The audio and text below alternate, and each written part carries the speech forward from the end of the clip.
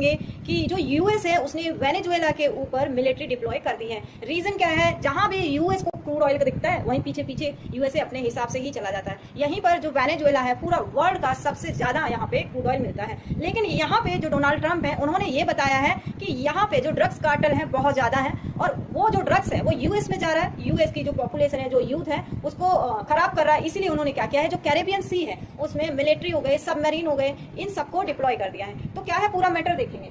इन्वेशन alert US worship इन circle Venezuela, चीन ने भी यहाँ पे चेतावनी दी। रीजन क्या है, जो वेनेजुएला है वो रशिया के साथ भी उसके अच्छे ट्रेड है, वहीं पे अगर चाइना के साथ देखा जाए तो उसके साथ भी अच्छे से ट्रेड है। यहाँ पे जो वेनेजुएला के जो प्रेसिडेंट है यहाँ पे निकोलस मुद्रो, वो जो डोनाल्ड ट्रंप है उनकी बातें मानते नहीं है। डोनाल्ड ट्रंप ने वेनेजुएला के ऊपर वेरी हैवी टैरिफ लगाए हुए हैं, तो और भी ज्यादा टैरिफ लगाने वाले हैं। तो उनको इस बात की टेंशन ही नहीं है निकोलस मुद्रो को कि और जो यूएस है और ज्यादा टैरिफ लगा देगा। तो वो उन्होंने बोला है कि हम टैरिफ से डरने वाले नहीं है। तो इसीलिए उन्होंने क्या किया कि जो कैरेबियन सी है वहां पे मेनली उनका फोकस तो ऑयल है, क्रूड ऑयल, लेकिन पूरी दुनिया में उनकी जो है क्रिटिसिज्म ना हो, इसलिए उन्होंने क्या बहाना बनाया कि यहाँ पे ड्रग्स की वजह से जो है, तो उसकी वजह से जो कैरेबियन सी है उसमें इन्होंने मिलिट्री को डिप्लॉय किया है। तो पूरा मैटर देखेंगे क्या है।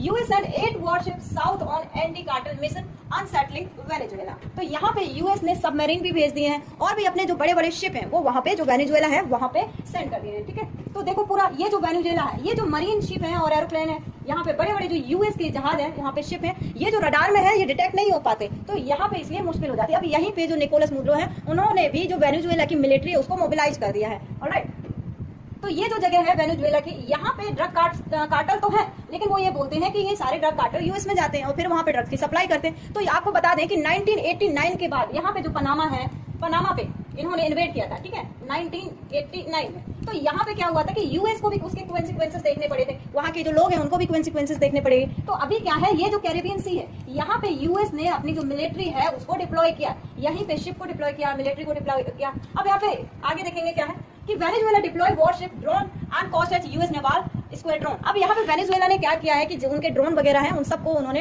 अलर्ट कर दिया और जिससे जो यूएस के जो शिप वगैरह हैं उनकी निगरानी कर सके। अब ये जो कैरेबियन है, अभी मैंने आपको बताया था कि यहीं पे सारे जो शिप वगैरह ये जो यूएस ने भेज दिए हैं। रीजन क्या है, रीजन तो बताया यहाँ पे कि ड्रग है, लेकिन मेनली जो रीजन है वेनेजुएला का वो रीजन है ऑयल का। ठीक है, तो ये बात सबको पता है। अब देखो छोटी सी तो कंट्री है वेनेजुएला, अगर यूएस चाहे तो कब्जा भी कर सकता है, लेकिन फिर क्या होगा, मैटर यूएन में चला जाएगा, पूरा वर्ल्ड जो है इसको क्रिटिक्स करें। देखो ये जो वेनेजुएला है, यहाँ पे जो लैटिन अमेरिकन कंट्री से यहाँ पे बहुत ज्यादा, कोलंबिया हो गया, वेनेजुएला हो गया, यहाँ पे ड्रग्स का बहुत ज्यादा है, बहुत ज्यादा ड्रग माफिया यहाँ पाए जाते हैं और पूरे वर्ल्ड में ड्रग्स यहाँ पे क्या होता है, स्प्रेड आउट होता है, फैलता है। तो ये जो दो लोकेशन है ये ड्रग्स के लिए मानी जाती है। यहाँ से क्या होता है, पैंथिलिन करके एक ड्रग्स है,